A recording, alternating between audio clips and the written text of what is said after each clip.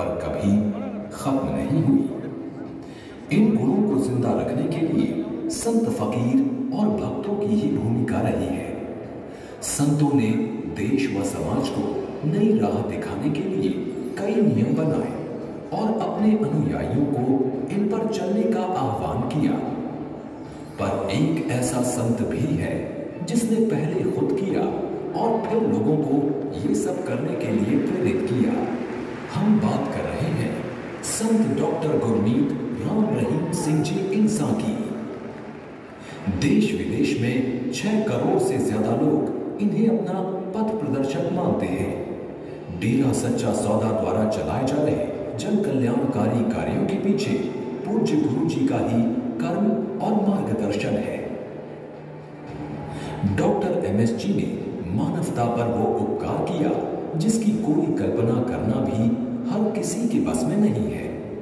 त्याग, परमार्थ और समर्पण जैसे सद्गुण पूज्य गुरु जी में जन्मजात ही हैं और बचपन से लेकर आज तक पूज्य गुरु जी ने अपना पल पल सृष्टि की सेवा को ही समर्पित किया है। पूज्य गुरु जी के जीवन पर एक संक्षिप्त नजर डालें तो पूज्य गुरु जी का जन्म 15 अगस्त 1967 को राजस्थान के छोटे से गांव श्री गुरसर मोटिया, जिला श्री गंगानगर में हुआ। 17-18 साल तो पहला हुआ ही तो उन्होंने कहा भी तुम अच्छा कर रहे हैं, जो तुम अच्छा पूरी हो वो मैं जाऊँगा। जब वे स्कूल में पढ़ते थे तो बहुत ही अच्छे विद्यार्थियों में से गिने जाते थे। सभी टीचर उनकी प्रशंसा करते थे। खेलों के प्रति उनकी बहुत रुचि थी। वे यूथ को नशों से दूर रखने के लिए उनको खेलों के प्रति उनकी रुचि पैदा करते थे। इसके अलावा एक धार्मिक प्रवृत्ति थी उनकी।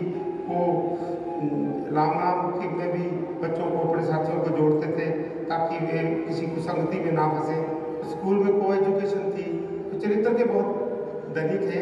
ओवरऑल अगर देखा जाए तो उनका वो हर चीज़ में ही अव्वल थे, चाहे खेलों के प्रति हो, चाहे चरित्र के प्रति, चाहे वो पढ़ाई से संबंधित हो।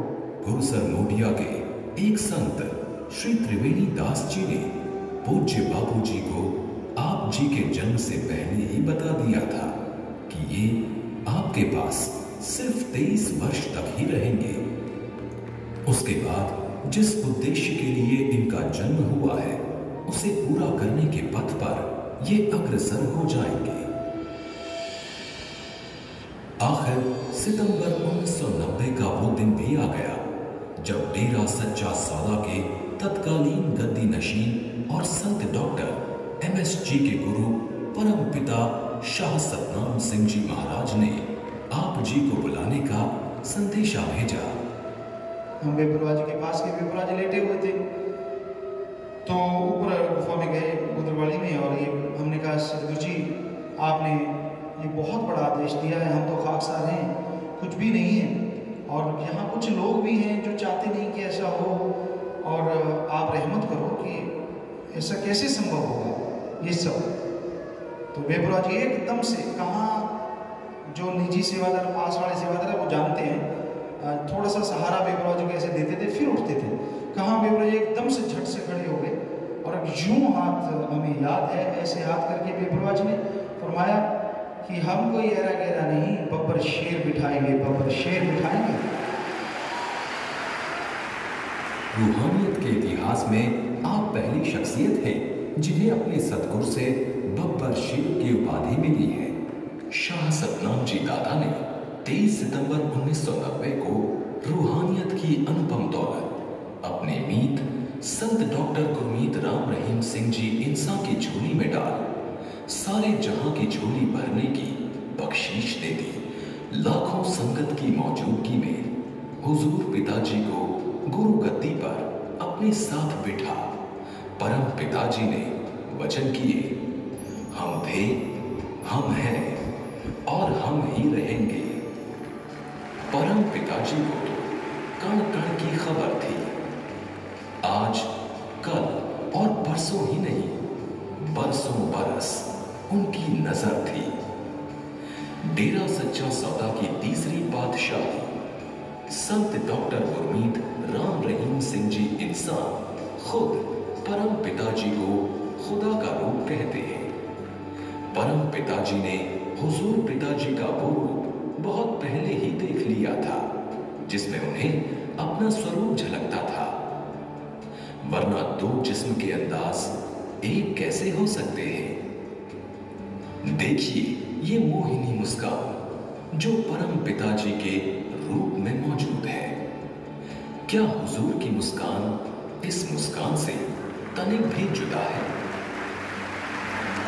ये इत्मीनान से चारपाई पर संत का सहज ही बैठ जाना और हुजूर पिताजी का बरसों बाद वही रूप।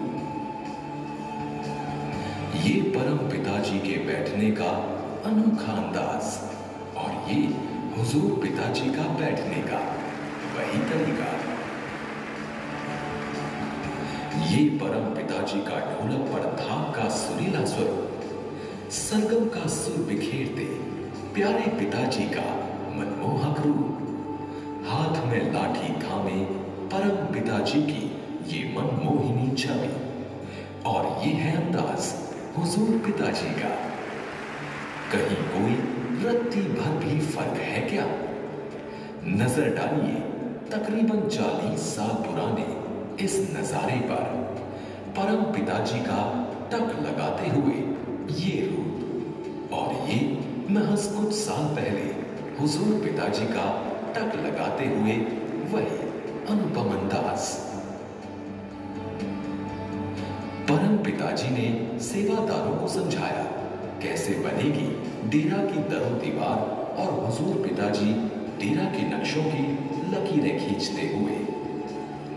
परम पिताजी का एक अलग अंदाज में सिर पर लाल परने का बांधना, और हुजूर पिताजी के माथे पर सजा ये लाल परना, वही अंदाज कुछ तो कहता है। सच यही कहता है कि हम थे, हम हैं और हम ही रहेंगे।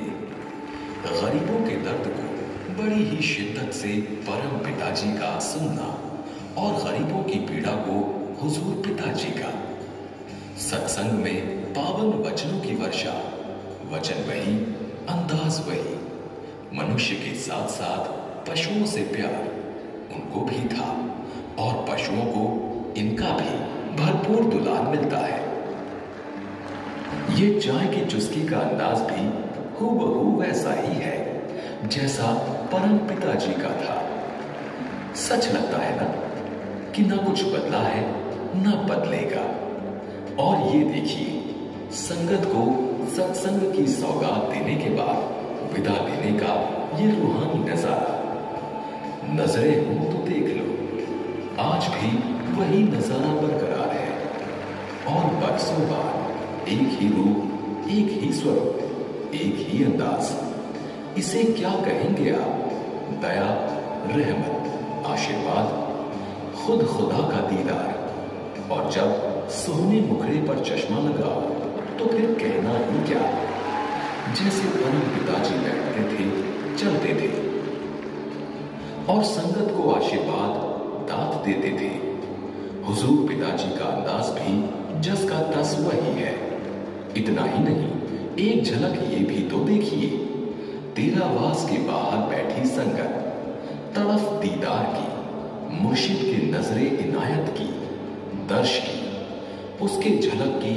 और मुर्शिद ऐसी तड़फ में जब खुद खिड़की खोल खुशियां लुटाने आ जाए तो फिर कहना ही क्या।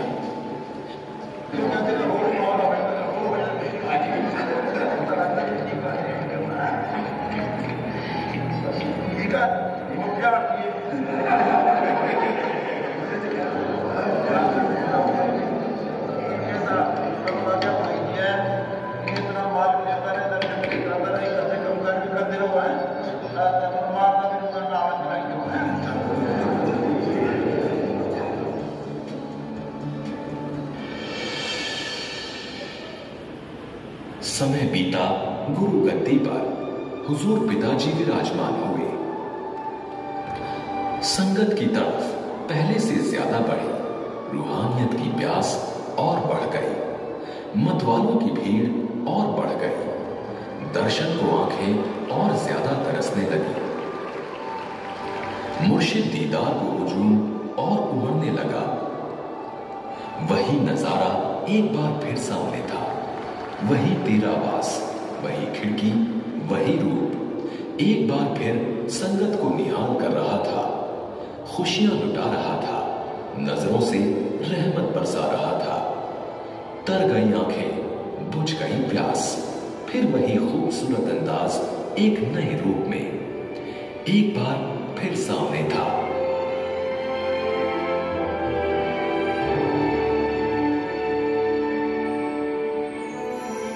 पूज्य संत डॉक्टर गुरमीत राम रहीम सिंह जी इंसानी गुरगद्दी पर विराजमान होने के बाद रूहानियत की रफ्तार को जो नई गति प्रदान की, वो विश्व कीर्तिमान बन गई और अब तक 79 विश्व कीर्तिमान पूज्य गुरु जी के नाम दर्ज है।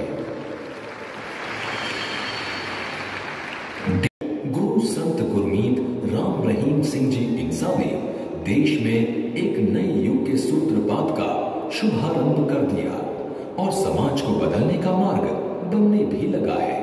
युग बदलने में तो वर्षों लगते हैं, पर डेरा सच्चा सौदा के पूज्य गुरु जी ये कार्य कुछ ही वर्षों में करके दिखा चुके हैं। युग प्रवर्तक के रूप में संत डॉक्टर MSG द्वारा और क्या क्या बदलाव इस समाज में होने हैं, ये तो भविष्य के गर्भ में छिपा है, पर इतना स्पष्ट है कि जो होगा बेहद अच्छा होगा और उसे देखने या सहभागी बनने का सौभाग्य शायद हम में से अनेक लोगों को जरूर मिलेगा।